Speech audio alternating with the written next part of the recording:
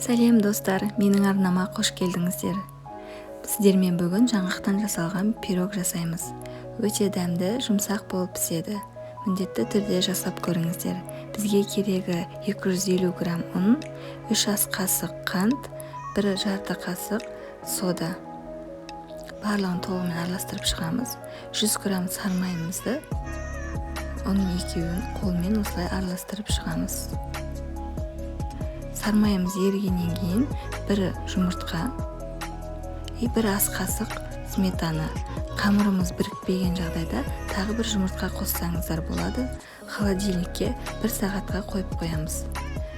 Салмасына 400 грамм жаңғағымызды осылай миксермен езіп аламыз. Қолмен езсеңіздер де болады. 2 жұмыртқаға 3 ас қасық сметана и 230 грамм қантты қосамыз да толығымен араластырып шығамыз.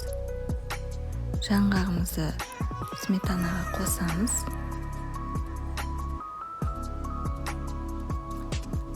Бір сағат өткеннен кейін тестамызды алып, формочкаға осылай жайып шығамыз да жан-жағын вилкамен ортасын барлығын тесіп шығамыз. Дайын болған начинкамызды қамырымыздың үстіне саламыз.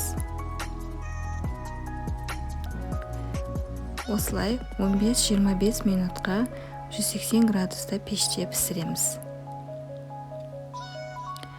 Глазурын дайындау үшін бізге 100 грамм шоколад, 100 грамм сливки керек.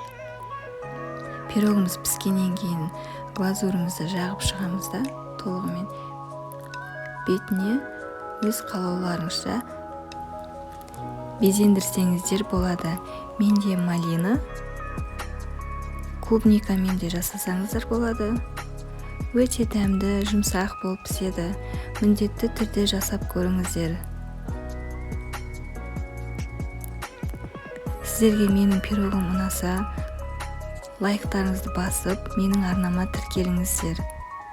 Сіздермен болған мен Ұлбосын. Астарыңыз дәмді болсын.